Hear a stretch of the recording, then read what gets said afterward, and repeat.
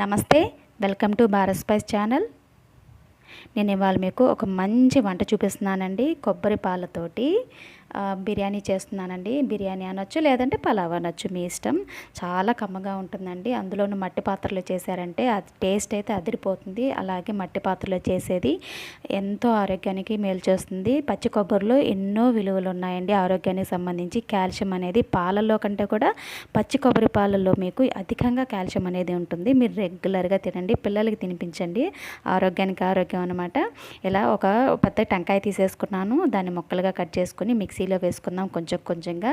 First water అనేది add చేయకండి మిక్సీలో, ఎందుకంటే అడుగునే ఉండిపోతాయి అనమాట, నలగవు అనమాట, మెత్తగా కావు. ఇప్పుడు నీళ్ళు అనేది పోసేసుకొని ఆ తర్వాత మళ్ళీ మిక్సీకి వేసుకొని పాలు అనేది జాగ్రత్తగా తీసుకోవాలి. వడకట్టుకున్న తర్వాత మళ్ళీ పిప్పు వచ్చింది కదా, మళ్ళీ రెండోసారి కూడా మీరు వేసుకోండి పాలు. క్లాత్లో అయినా వడకట్టుకోండి, ఆ విధంగా స్ట్రైనర్తో అన్న వడకట్టుకోండి. నేను ఒక వీడియో అట్టే చేశాను అనమాట, పాలు కొలుచుకునేది కూడా. ఆ వీడియో మిస్ అయింది, ఏమనుకోకండి. ఇప్పుడు పాలు అనేది జాగ్రత్తగా తీసేసుకొని కొలిచేసుకున్నాను అనమాట. నాకు 3.5-3.5 కప్పులు వచ్చినాయి గ్లాసులు. ఏ కప్పు తీసుకుని ఏ గ్లాస్ తీసుకుని కొలత అనేది ఒకటే అన్నమాట. బాస్మతి రైస్, ఒక గ్లాస్ బాస్మతి రైస్కి 2.5 కప్పుల నీళ్ళు అనేది వేసుకోండి మీరు. ఇప్పుడు నేను కుండని స్టవ్ వెలిగించి స్టవ్ పైన పెట్టేసుకున్నానండి. ఆయిల్ అనేది తగినంత వేసుకుని, నెయ్యి కూడా తగినంత వేసుకున్నానండి. రుచి అనేది చాలా బాగుంటుంది నెయ్యి వేసుకోవడం వల్ల. ఒక 2 చెంచాలు వేసేసుకొని హోల్ గరం మసాలా స్పైసెస్ అనేది యాడ్ చేసుకోండి. మీ దగ్గర ఉన్న పట్టా, లవంగా, షాజీరా, బిర్యానీ ఆకు అన్నీ వేసేసుకొని మొత్తం అనాసపు అన్నీ వేసేసుకొని, ఉల్లిపాయలు, పచ్చిమిర్చి కూడా దూరగా వేసుకొని ఫ్రై చేసేసుకోవాలన్నమాట. అన్నీ వేసేసుకొని అవి మెత్తగా మగ్గాలి అంటే ఏం చేయాలి, మనం సాల్ట్ అనేది కొంచెం యాడ్ చేసేసుకున్నారనుకోండి, మెత్తగా మగ్గిపోతాయి త్వరగాను.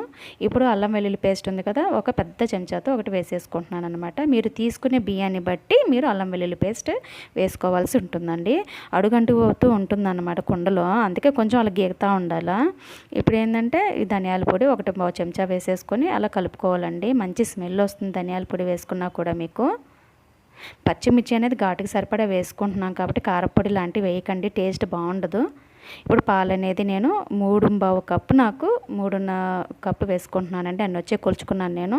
అలాగే ఇంకో 3/4 కప్పు నీళ్ళు కూడా యాడ్ చేసుకుంటున్నానండి. బాస్మతి రైస్ నేనైతే అదే గ్లాస్తో 2 గ్లాసులు బాస్మతి రైస్ తీసుకుంటున్నానండి. కొంచెం సాల్ట్ వేసుకొని ఆ ఎసరు అనేది బాగా మసలించుకోవాలన్నమాట. పాలు అనేది బాగా మసలాలి. బాగా చూడండి అలా మసిలిపోయినాయి. ఇప్పుడు ఏంటంటే ఒక అరగంట పాటు ముందుగా నానబెట్టుకున్న బాస్మతి రైస్ వేసుకుంటున్నాను అనమాట. కుండలో వేసుకుంటున్నాం కాబట్టి పాలు క్వాంటిటీ కొంచెం ఎక్కువగా ఉండాలన్నమాట. కుక్కర్లో అయితే 1:2 రేషియోలో వేసుకోవచ్చు. 1 కప్ బియ్యానికి 2 కప్పుల నీళ్ళు అయితే, పాలు అయితే సరిపోతాయి మీకు. కుండలో కాబట్టి కొంచెం ఎక్కువగానే వేసుకోవాలండి. పాలు కదా త్వరగా ఉడకవన్నమాట. అందుకోసం కుక్కర్లో అయితే కరెక్ట్గా ఉడికిపోతుంది ఆ ప్రెషర్కి. ఇప్పుడు గరం మసాలా అనేది 1/2 చెంచా వేసుకొని బాగా ఉడికించుకుందాము. అలాగే కొత్తిమీర ఇప్పుడు ఉడికేటప్పుడు మధ్యలో ఫస్ట్ వేసేసుకున్నారంటే ఆ స్మెల్ అంతా బాగా పట్టుకుంటుంది, ఆ బిర్యానీకి చాలా బాగుంటుంది. లైట్గా తిప్పండి, ఎందుకంటే మరి ఎక్కువ ఓవర్గా తిప్పేశారనుకోండి ముక్కలు అయిపోద్ది అన్నమాట బియ్యం అనేది. మూత పెట్టుకుని ఒక 5-6 నిమిషాలు ఉడికించుకుంటే, మీడియం ఫ్లేమ్లోనే ఉంచాను నేను. అలా బబుల్స్ బాగా వస్తాయి. మసాలా అంతా ఒక్క వైపుగా వచ్చేస్తుంది కదా, అందుకే ఇంకొకసారి అలా తిప్పేసి మళ్ళీ మూత పెట్టుకుని ఉడికించుకుందామండి.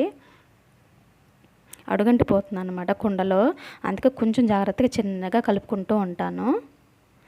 ఒక 7-8 నిమిషాలకి అట్లా అయిపోయింది. సిమ్లో పెట్టేశాను. ఇప్పుడైతే గట్టిగా ఓవరాల్గా మీకు కుకింగ్ టైం వచ్చి 18 మినిట్స్ 15-18 నిమిషాలు పడుతుందండి.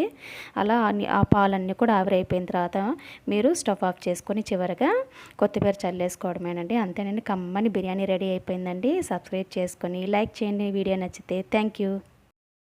Please subscribe, like, and share.